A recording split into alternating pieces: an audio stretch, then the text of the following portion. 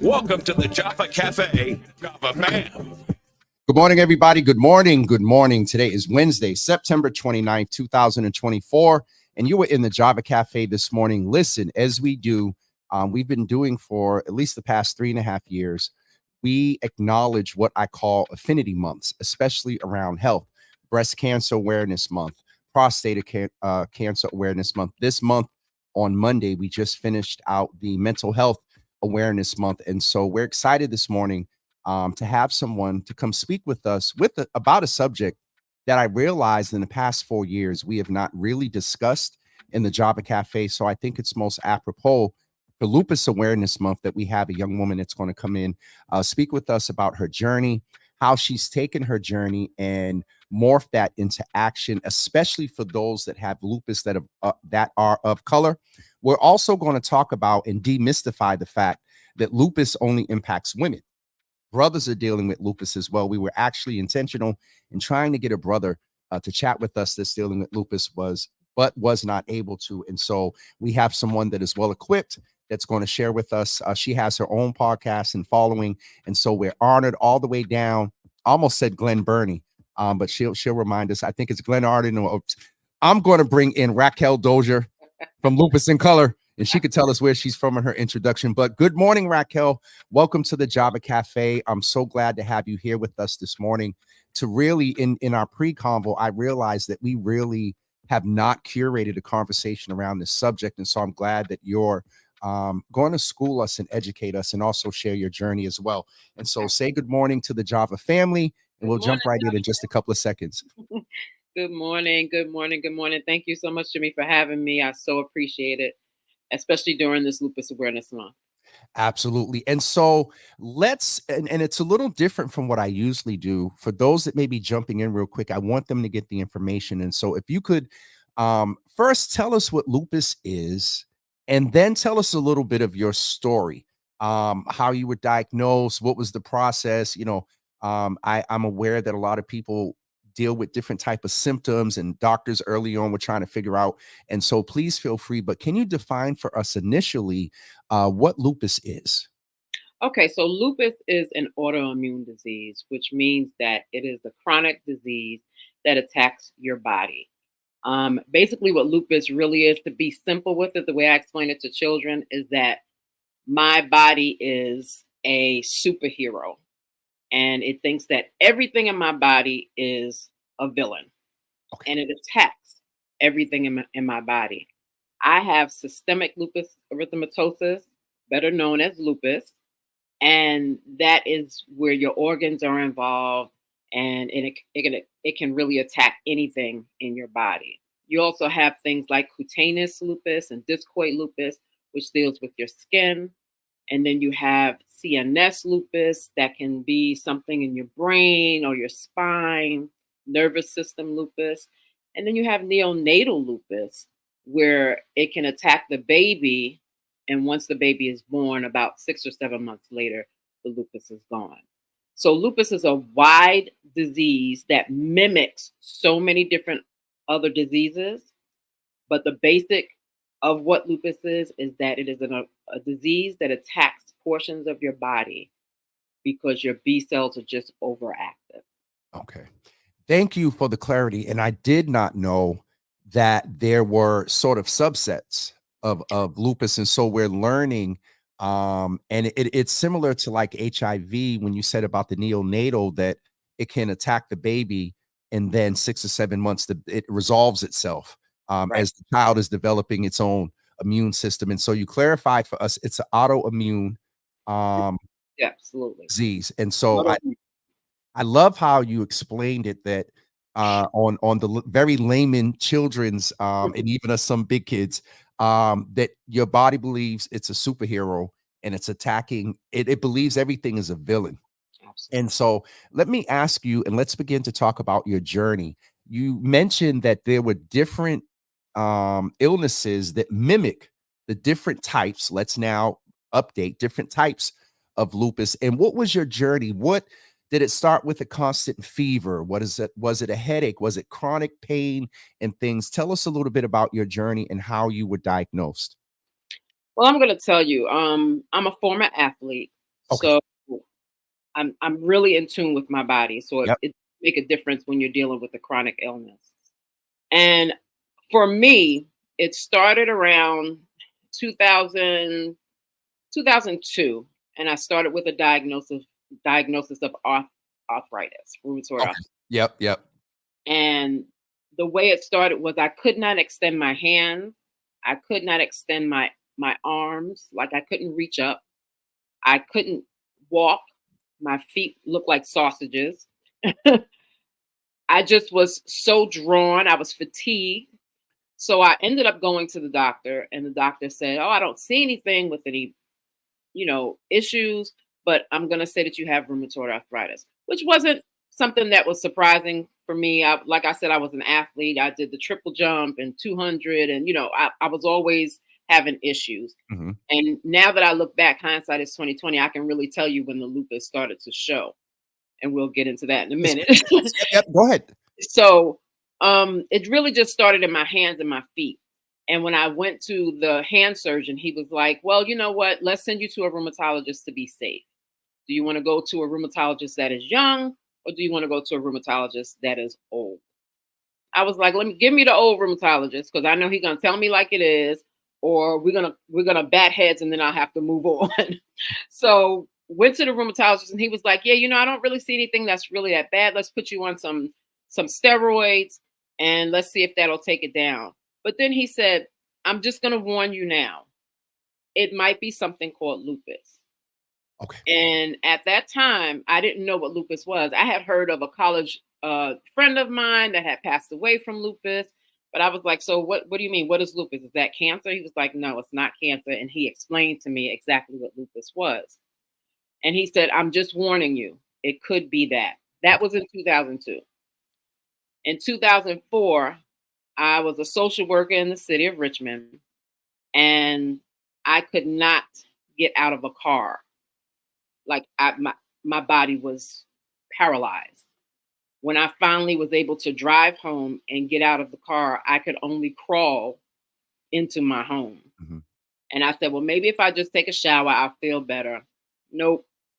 Prostrate on the floor, had to call 911, call my husband, get me to the hospital. At that time, my intestines were swollen, and it had leaked 4 liters of fluid into my belly. I looked like I was maybe 9, 10 months pregnant, like an elephant. I was, I was, I was feeling it, but I'm just keep going, Yep. Originally from New York, it was, I'm moving. Yep. I'm moving Keep all the it time. moving. Yep. Yep.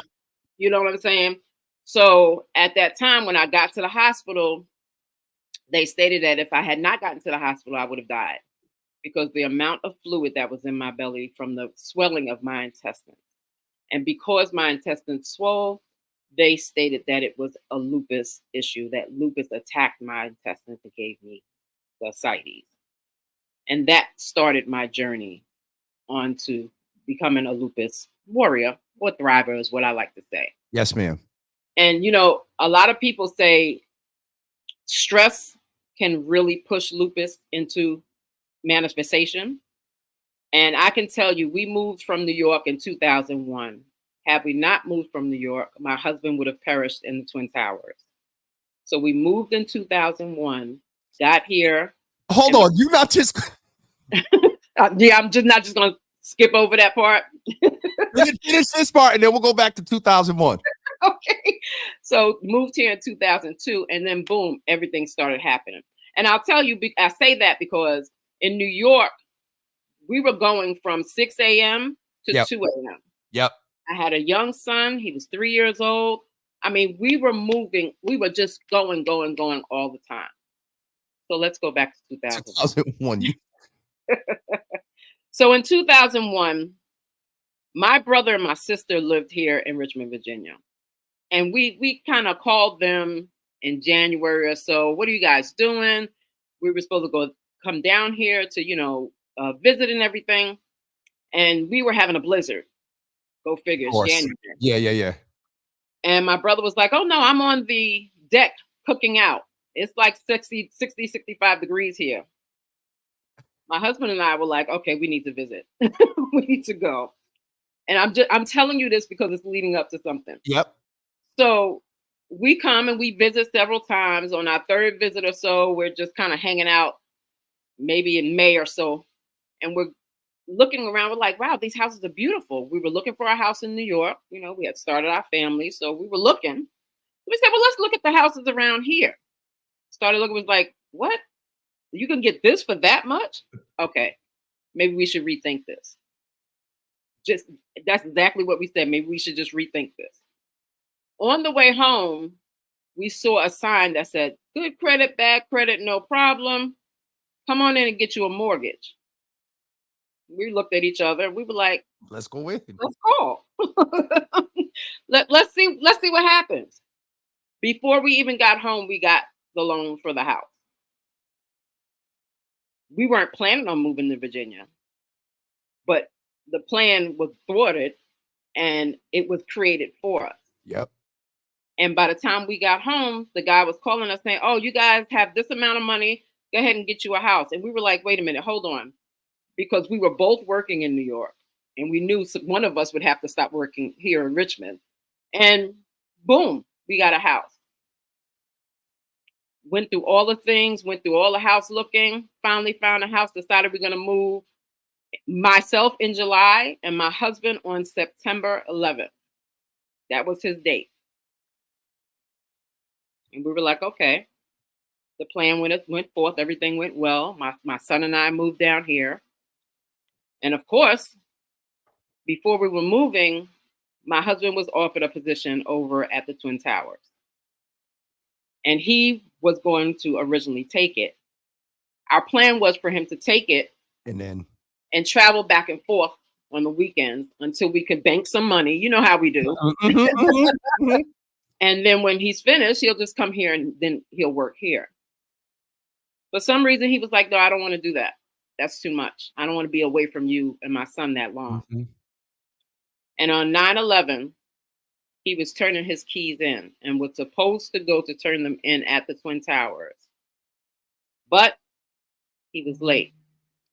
We were on the phone with each other when the second plane hit. He had to walk from downtown. And I don't know how many people are familiar with, New York and everything like that, but he had to walk from 50-something street to Harlem. On the east or west, on the west side. He was on the west side. He was downtown. Okay. Yep. Okay. 52nd Street, 40, all that area downtown. And he had to walk to 155th. I was going to say Harlem starts in the hundreds. Harlem. Yeah. And, I say all this to say that sometimes we don't know what the plan is for us.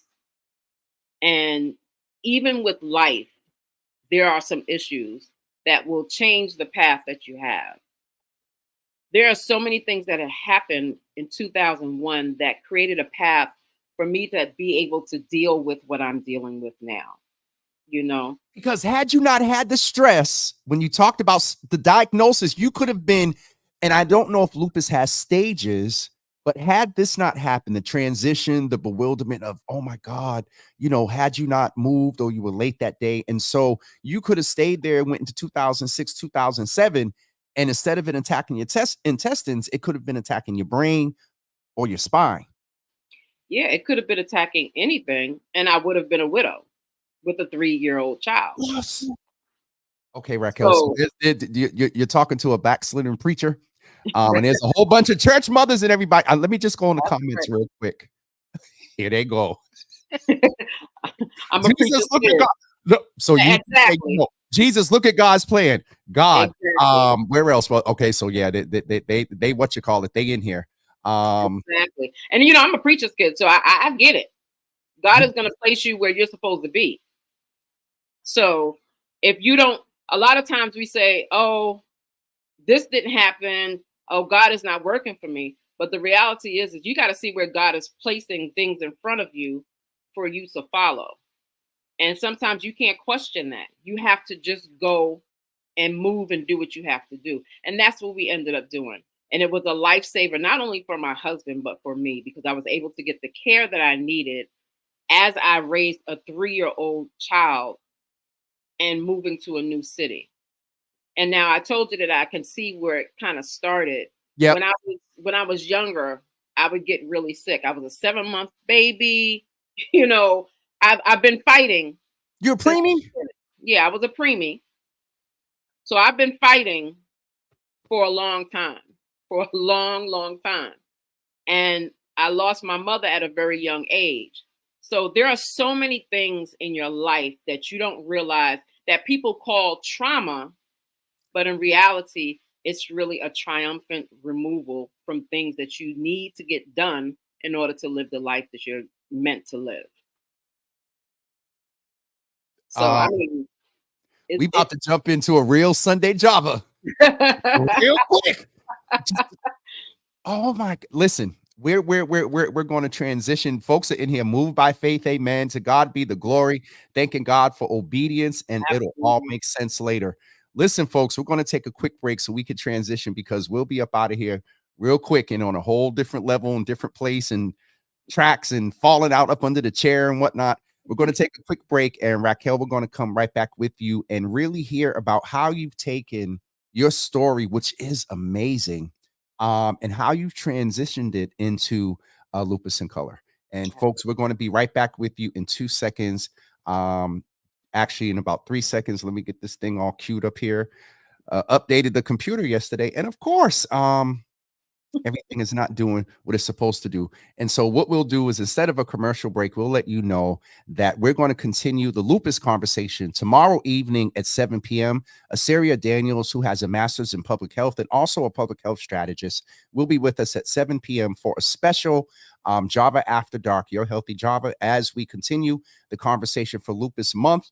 And also tomorrow morning at 9 a.m. is where, past 2 days, we can call it Your Healthy Java.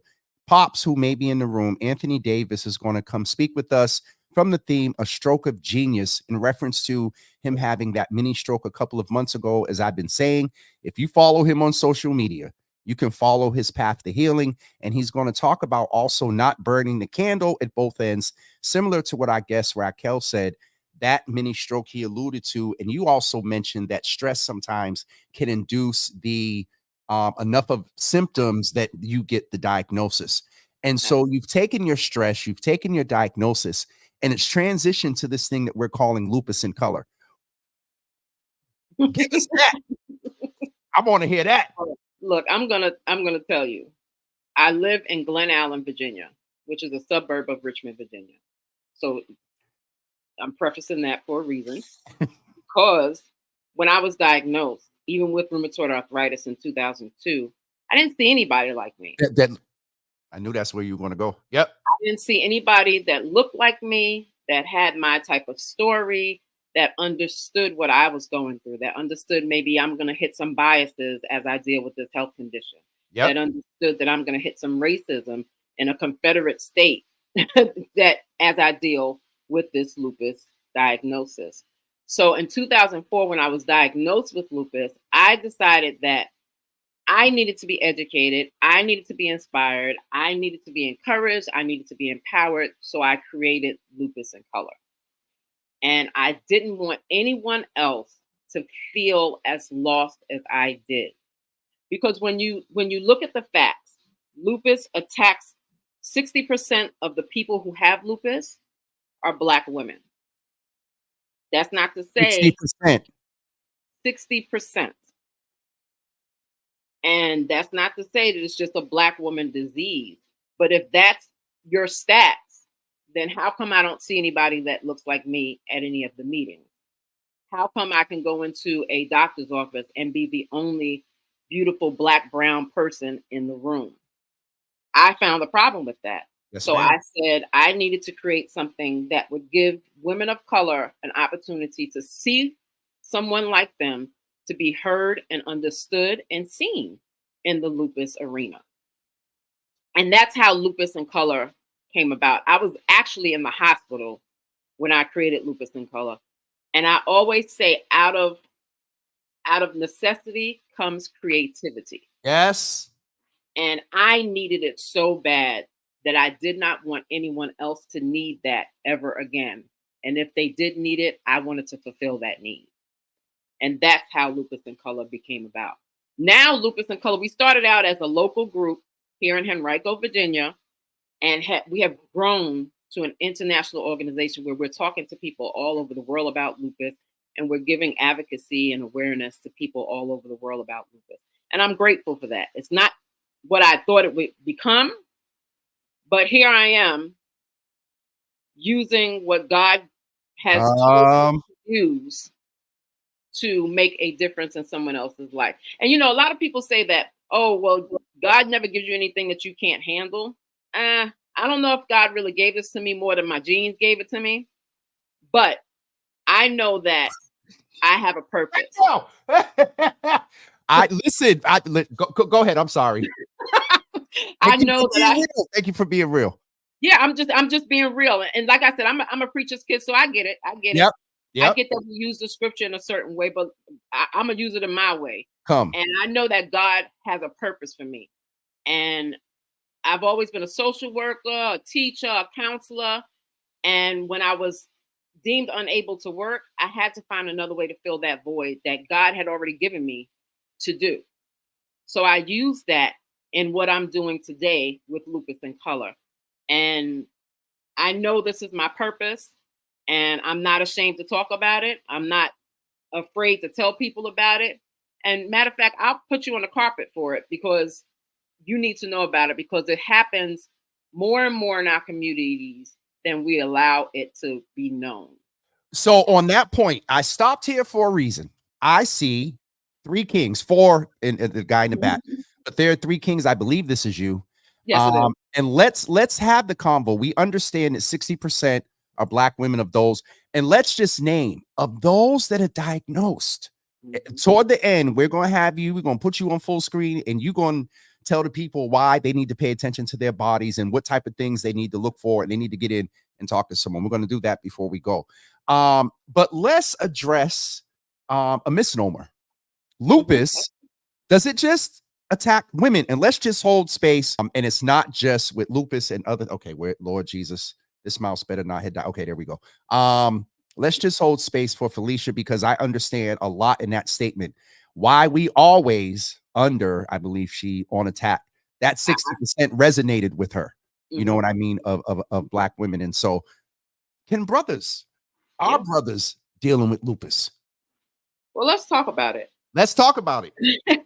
So 90% of lupus warriors are women, but there's the 10% that are men and children.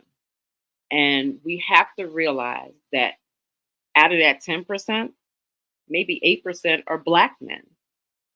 We have to realize this. And So Miss Teresa, I'm sorry, is saying Tony Braxton and Nick Cannon, who's a black man, have been two of the most vocal advocates for lupus, and they share every inch of their journey, good days and bad. So Nick Cannon right there. I just wanted to, while we're talking about men. Absolutely. You have Nick Cannon, you have Seal, who was a Trick Daddy, I think it was. There are men out here that are suffering with lupus. And usually men with lupus have lupus nephritis, which is lupus of your kidneys.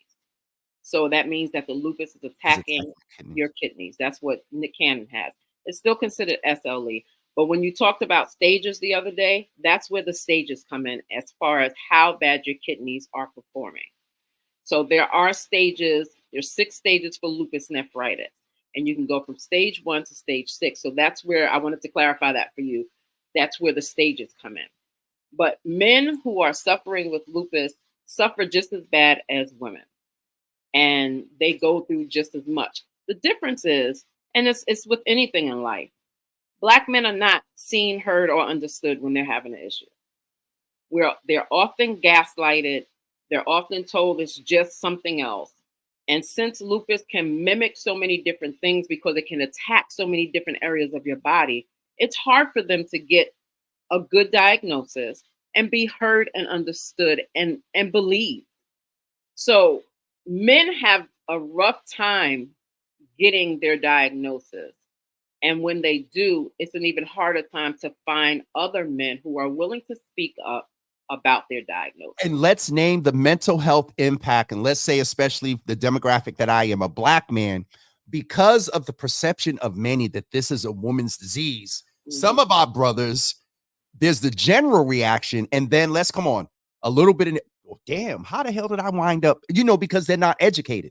Right. And so that brings another, which leads to stress with Jesus God. Okay. It leads to all these different things.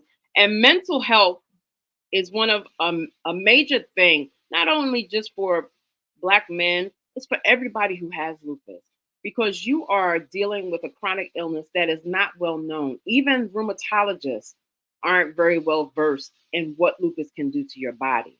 So we're fighting so many different areas, whereas you're fighting with the doctors to get unbiased care. Let me say that again. You are fighting with the doctors to get unbiased care. And that unbiased care doesn't often come. Even if you have a good doctor, I have a great doctor, but there are some biases there that he doesn't understand.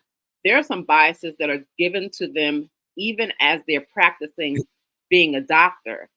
All the systemic racism that has been brought into that healthcare system affects us as we deal with lupus. So it's so many different layers of what lupus can do mentally to you, physically, emotionally, and socially. Let's Racquel get into some of the resources. I've put the website in the comments, and if you have an ability, I know you linked, but if you can see comments, Chris Lacey's put some interesting link in here, and we want to make sure folks don't click it. But I want to. Yeah, you can move. You can move that. All right. I want folks to know that we have the link in the comments. And so not only is this local, not only is this led by a Black woman who has lived this, it is international.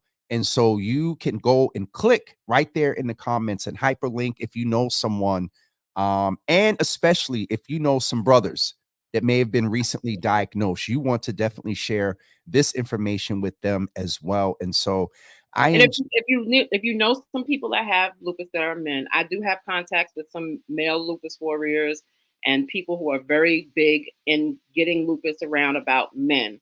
And I'll actually put him on to you as well, Jimmy. Please, I would love to bring, because we when we were planning out this segment, we wanted to have a man to really demystify that fact, because there may be some brothers right now that are dealing with that. And let's also, can I back up a little bit? And let's also name, and this may be the opportunity for you to educate people about symptoms and how they, if they think that they may have it, what they need to be saying to their doctor. We know oftentimes Black women rushed off, oh, this is this, oh, are you eating right? Or how much salt, and they should ask those questions. But a lot of times our women are not treated, as you said, due to the system and their type of training, capital system, the 15-minute appointment, and you really need 45 minutes to talk about your symptom. So let's start to talk about how, if someone is having some type of symptoms, taking that first step to go see a rheumatologist or a doctor, what should someone do from point A to diagnosis if they have it? And then we know what the next step is after diagnosis. Go to lupusincolor.com. In all seriousness, stay in contact with their rheumatologist, follow the plan and things like that. So let's go from A to Z. So look, if you're having some symptoms, some of the symptoms of lupus can range from fatigue to joint pain to fevers to a malarash. So you might be able to see a little bit of rash on my face where it's a butterfly, call it a butterfly rash, because it comes up on your face, here on your cheeks, on your on your forehead and down your nose. And if you're having those symptoms, the first thing I need you to do is to really start to journal when you're having those symptoms. If you're journaling, having those symptoms, when you're ready to go to the doctor to tell him, you'll have it all in place and you won't have to guess or remember what's going on. So make sure that you're taking time to journal what's going on in your body. Journal what you're eating, journal how it makes you feel, journal how it changed your body. We know that there is no cure for lupus, but we do know that any type of thing that you put in your mouth, on your body, in your mind is going to affect how lupus affects you. So if you feel that you're having those symptoms, make sure you're journaling first. And then second, make an appointment with your doctor. And you bring that journal in with you and you say, this is what's been going on in my body. And I have looked all over and I've searched all over and I have all of these symptoms and I need to get help to see what's going on. From there, whether you have a good doctor or a bad doctor, if they say, no, I don't feel like you have this, I think you're just going overboard, because they're going to gaslight you. I don't feel that you have this, I think you're just going overboard. This is the one question that you have to ask that will stop every doctor in his or her track. And that is, what is your differential diagnosis for you telling me that I don't have lupus or telling me that I do have lupus? Wait, hold on. I want to make sure I get this one. I've been trying to be good and keep you on camera and type it. Right. Wait a minute. What is your differential? What is your differential diagnosis? That is asking the doctor in his jargon. See, they want, if they're going to play the game, you got to outplay them. What is your differential diagnosis? Makes them tell you what they have done to rule out. Well, I was just about to say, and what have you done to rule out? Come here. So instead of us, because someone tells you that you're bugging, it's all in your head, you're gonna get angry. So no, let's not get angry. Let's make sure he understands exactly that we know what he's doing or she is doing, and say, what is your differential diagnosis? I just want to know. I need you to list for me what you did to rule out everything. Have you checked? So when they check for lupus, there is no specific test for lupus. There is no test. So we do want to make that plain. There is no test. There is no specific test for lupus. They test your ANA and DSANA and all this junk garbage. They test all that, but then they have to go to your family history. Does anyone else in your history have autoimmune? And then there's a 11 list criteria, which shows you different symptoms like fatigue, high fever, mallar rash, things of that nature that they have to go through in order to get to your diagnosis.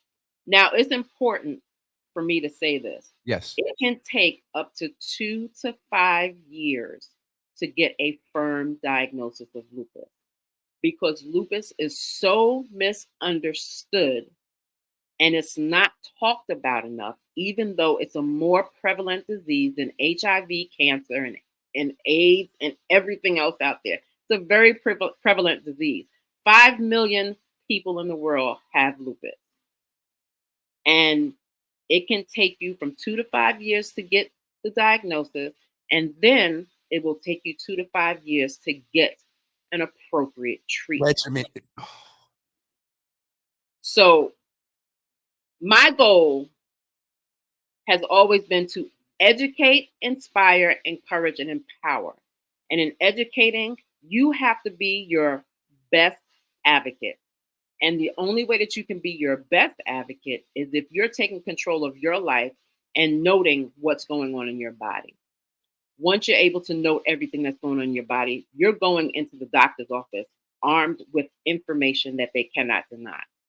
And when you hit them with that specific jargon, they know that, okay, she or he is really ready to advocate for themselves. Don't let them push you off and gaslight you.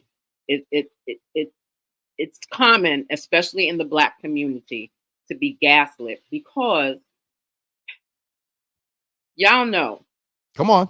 We already have issues with the medical field in the first place. Let's talk about Tuskegee. Let's talk about all these different things that they have done to us. So we don't trust the medical field anyway. We have to get out of that, number one. Which is not our fault. It's not our fault. Nope, nobody's saying it's our fault. But the reality is that we have to get over that hump in order to get the appropriate care for ourselves. That's right. And we can't go into the doctors talking about Henrietta Lacks and Tuskegee Airmen. And, you know, we can't go in there talking about that, because we need them to help us. Now. And there's a time and place for everything. When you are sick, it's not the time to be fearful. It's the time to take action for your life. And I know that sounds like something that's easy to be done. It's not easy. It's not easy to advocate for yourself when you're scared and you have this new chronic illness. Yes, ma'am. But it is something that is necessary, that you get back into a frame of, what can I do to help myself? And the first thing you have to do is to journal those symptoms and make sure that you go in there armed with the information that has been happening in your life. I know I went off on a tangent. I'm sorry. No. Please, I tangent. Please, I tangent all the time. And I don't even know if that's a verb. I tangent all the time. I'm gonna use it from now on now. No, so this is the purpose of this platform, is to learn. And I didn't know. I didn't know about the sub-diagnosis. I didn't know that there were stages with the what is it with the liver? Lupus nephritis. Mm-hmm. Yes. It is. So one, we just have to name that we're grateful for you as a Black woman. We're not going to let the fact go of that testimony, and we'll figure out that because I know the mothers were in here getting ready to fall out. You know, with your husband and everything. You know, my old bishop used to teach me, don't despise anything that you've been through, because that is what's gotten you to the point to where you are today. Absolutely. You, ma'am, now through your experience have an international influence on policy, on programming, at some point maybe on pharmacology when it comes to, because I'm sure there are clinical trials and things. And let's just also name that it's important for folks like us to participate in clinical trials, because if they come out with a med for lupus and we didn't have enough Black women. Well, I can talk to that. Come on. I can talk to that. Look, and I can't name the medicine right now, but it took 50 years to get a medication specific to lupus. Everything that was being used was off brand. So we were using anti-malarials, steroids, and things of that nature. It took 50 years. You said 50 or 15? 50. 50 years to get a specific drug to a targeted drug to help lupus patients. Once that came out, now there are other drugs that are available to assist. But I also want to talk about when I got on the first drug after 50 years, I was a trial, because the doctor had to tell me that there was not enough Black people in the trial to know if this would work. So I became the trial. Everybody else who was a Black woman became the trial. And, you know, my husband was like, oh, you're going to be a guinea pig? I'd rather be a guinea pig and get help and help someone later on than not help at all. Because what's my alternative? At that point, my alternative was, don't take this medicine and have the risk of lupus eating me alive. So I made the choice. I had to consciously make the choice to remove the veil over my head of being a guinea pig and actually sit and see what the benefits minus the issues would be for me. And in doing that, I have been the trial for Black women for this particular medication. And it's a big problem, because so many of us are also stuck into the thing where, oh, you should just go holistic, and pharmaceutical companies are just taking your money, and they go on with this whole thing. And I tell people all the time, holistic does not mean the removal of medicine. It says Holistic is the whole treatment of the individual, mind, body, and soul. So when someone comes to me, I saw that comment that you were commenting to. There'll be so many people that are preying on lupus and those that have lupus because we're so desperate for a cure. And you can't be misled. You can go holistic and still have pharmaceutical care that keeps you alive. The medicine I've been on has been keeping me alive for almost 20 years. There is no way that I would allow someone that doesn't have a degree in medicine to tell me to just take supplements or just take this. You're not in our community, and if you don't mind, Letitia Reed over on Instagram, she said Roxy is the truth. So I guess that's your nickname, rather. And so because I just realized, outside of my Sunday jobbers in 4 years, I don't think anybody's had me up here rocking because you. Well, I'm glad because that's the point, because people don't know. People don't know. They don't understand, and when you make it plain and clear for them, there's no denying it. So it's important for us to, I can't tell you to go into a clinical trial, but I will tell you it is our duty to help one another. And we have to do things that not only help ourselves, but help others. I tell people a lot of times that having lupus for me now is more of a blessing than it is a curse. And I say that because, number one, I've matured in my lupus journey, and I don't see myself as a sufferer. I see myself as a thriver because I'm every heartbeat. Yes, every heartbeat, every breath that I take is a miracle. It's been that way since I was in the womb. So I'm not suffering from anything. I am defeating lupus every single day. And for those that think that you need to be looking for the cure all the time, we didn't get lupus overnight. The cure is not going to come overnight. And honestly, you are cured every single day because you heal every single day that you are on this lupus journey. Anytime that you're up and you overcome something that lupus has done for you, you are healed. And the healing is not always in the cure. And we need to be sure that we change our mindset so we can respond differently to the chronic illness that we have. I want to raise Betty's point, who's saying, yep, it's been 29 years for me. And then Letitia, who's still over on Instagram. And shout out to everybody that's listening on Twitter as well. It is the balance, and we do what we need to do to stay in the game of life. Absolutely. And that is very, very real. Oh my God, Racquel. Absolutely. You can't just survive. You got to thrive. You got to thrive. You said, because you're not a lupus victim. You're a lupus warrior. You're a lupus thriver. Absolutely. And you know what? That's not to say that you can't be angry, upset, sad, and pissed off. Have days to be human. Yes, yes. Give that balance. Yeah, there are times where I'm throwing a fit like a 2-year-old child on the floor, and my husband's looking at me like, "Yo, dude, okay, you done? Are you done? Okay, now what can we do to get this started?" And that brings me to the point of support. You have to make sure that you're out there finding that support, finding people that can understand what you're going through, and talking to them about what you're going through, so that you know that you're not alone in this fight. I wanted to just raise, Mother Sharon is in here looking out for you. She said, I pray that you don't continue to look at yourself as a guinea pig. I want to raise Betty's point. You are sister and brother of Rupert. I'm not sure, that may be a typo, a helper who was a warrior fighter. And so, Sister Sharon, we just use that as a term, guinea pig, but I hope you heard the clarity where she said for 20 years it's kept her alive. And now you have become sort of some level of Henrietta in the lupus medicine, because, and I wanted to make sure, because we got on that point, and at my health fair, so I'm in partnership with Johnson & Johnson and Bayer.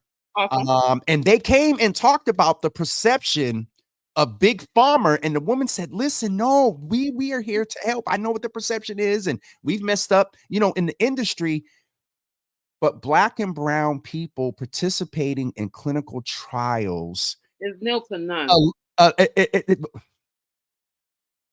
It really is. And when you think about it, why would you not participate? Number one, to help yourself. And number two, to help someone else. Because guess what? You wouldn't be here if someone didn't go through what they The did. If clinical trial. Henrietta Lacks didn't go through what she went through for us to have the opportunity to have these clinical trials.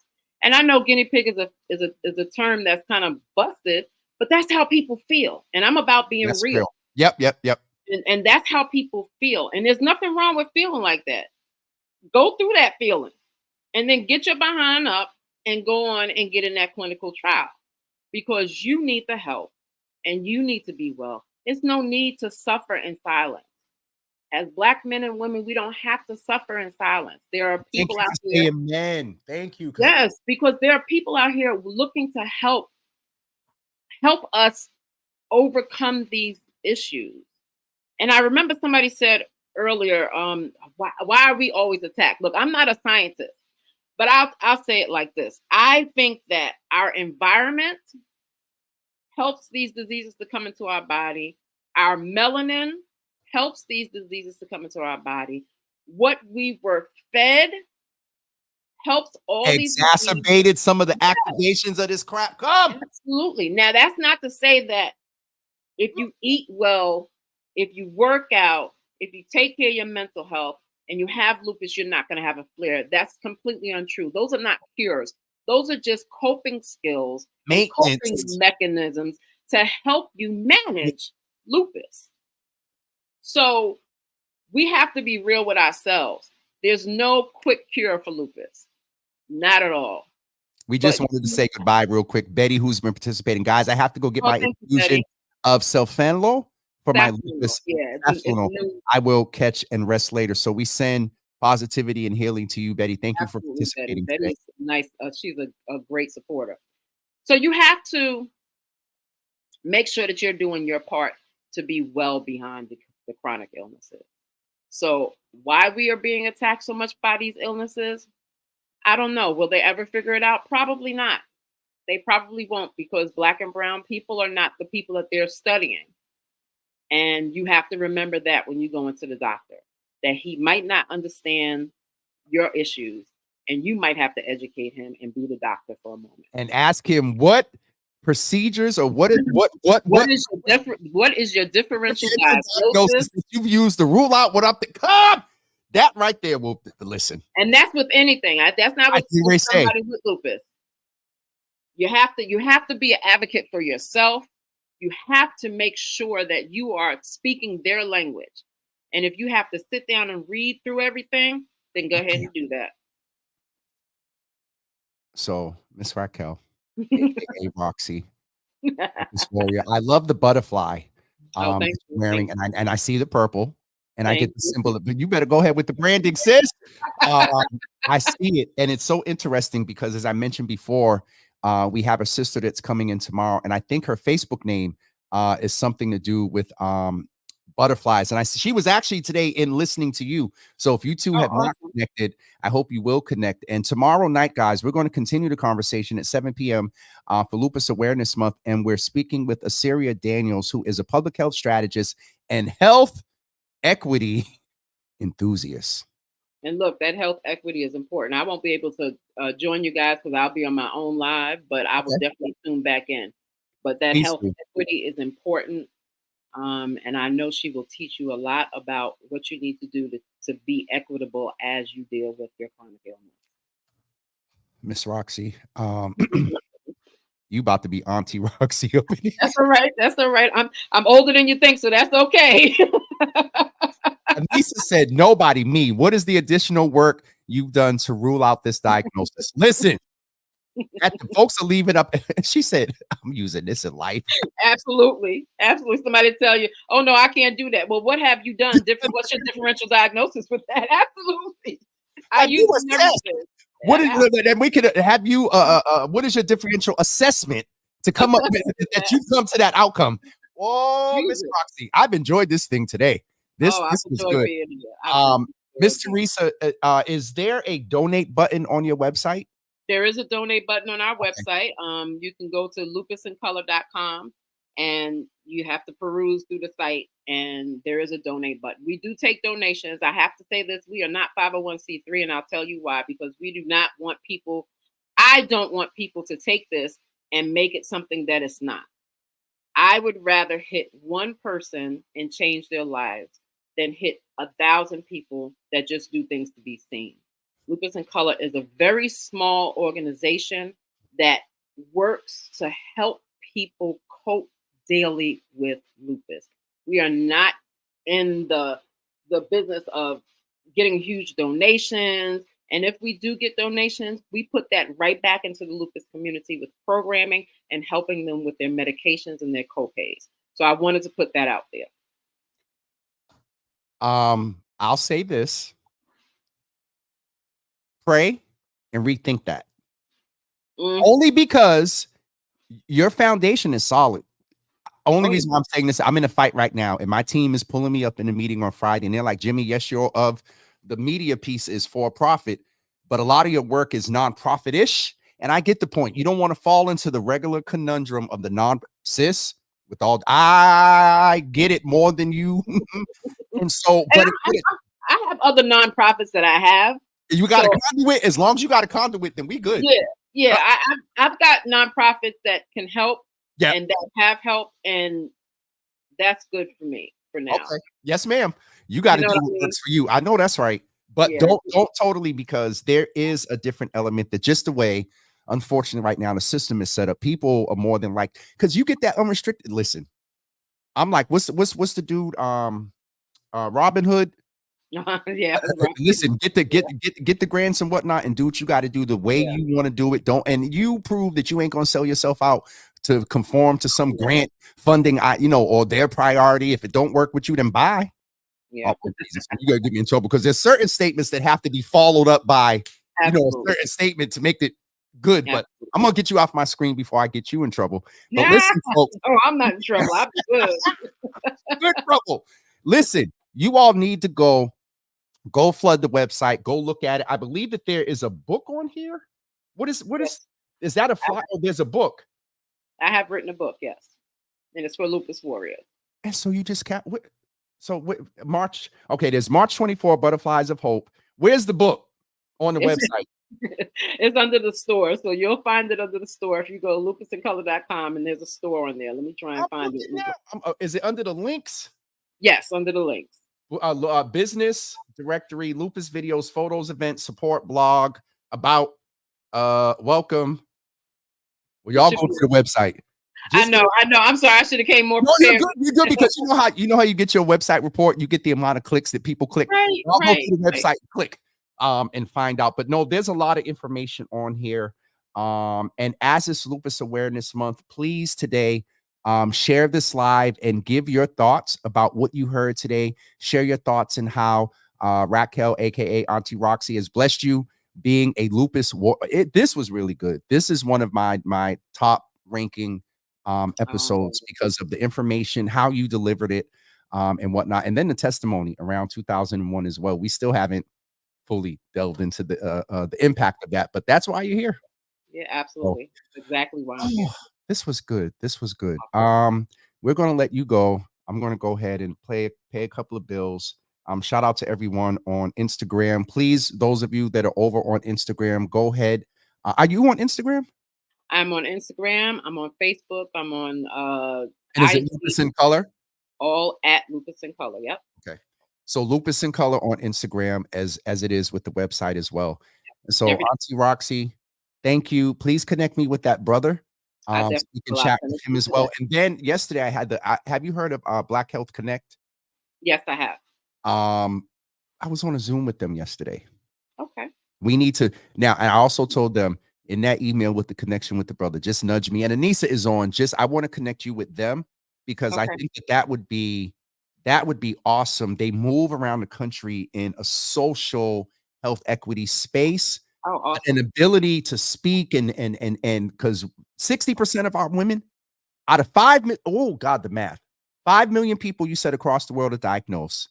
60% of black women, and then 10% of the people diagnosed are men and children. Because lupus doesn't just affect adults. It affects, and I did hear that there are PD cases.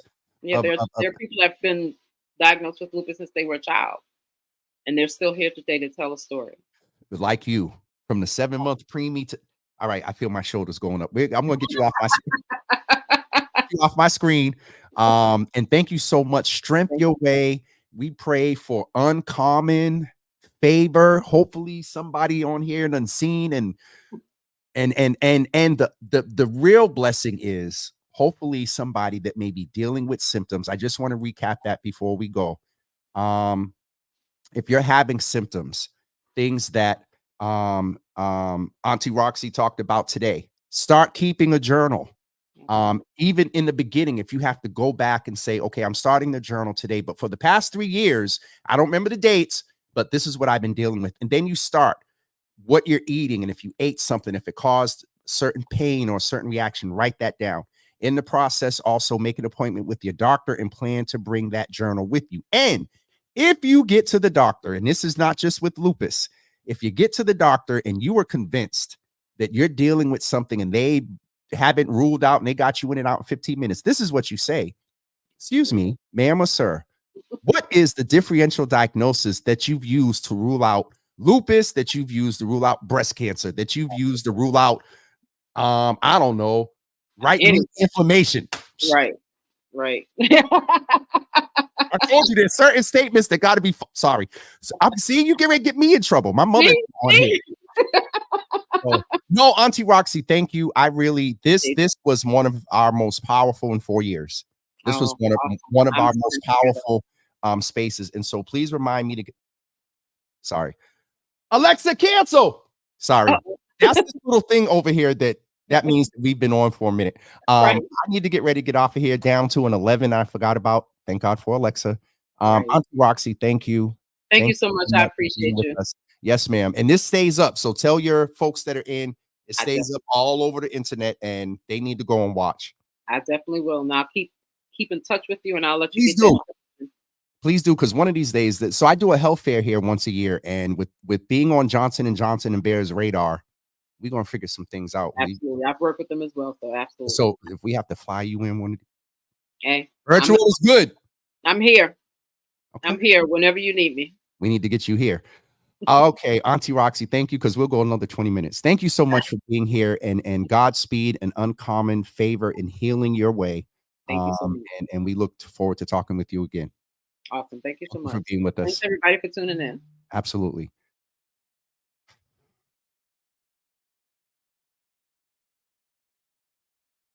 It ain't often. Nikki Allen, thank you for listening over on Instagram. Beantown Benny, good to see you in the room. Josue, what's up, brother? Good to see you in the room. BMC Boston, good to see you all in the room. This was definitely a powerful session this morning. We will be back still talking in the space of health. Tomorrow morning, we're speaking with Pops Davis, who was in the room with us today. He's coming in to share his testimony from the theme, A Stroke of Genius. So he'll be with us tomorrow morning at 9 a.m. And then tomorrow evening, we're continuing the conversation for Lupus Awareness Month and talking with Assyria Daniels. And so please be sure to plan to come back tomorrow morning at 9 a.m. and then tomorrow evening at 7 p.m. Do not forget, go flood this woman's website, click through and support her. Check out the information, buy the book, and support that good sister, Racquel Dozier, I believe is the last name, Auntie Roxy now to me. So I'm getting off of here. UCB, it's 10:02. Who is Earl?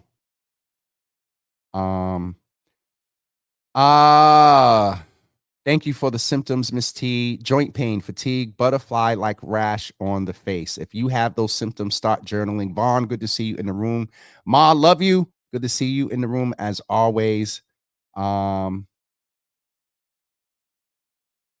Shout out to the folks that are over on YouTube today. All right, folks are participating. Y'all be careful clicking some of these clicks. Some guy sneaked in here and talk about try doctor, Don't click that link. We're going to figure out a way how to delete that off of here. All right, I'm off of here, everyone. No commercials today. We needed to keep the subject going. We'll close out with one quick commercial. We'll see you guys tomorrow morning at 9 a.m. Have a great day, everybody. I appreciate all of you that are here with us. And we'll see you tomorrow morning at 9 a.m. Have a great day, y'all. And we'll talk to you soon. Peace.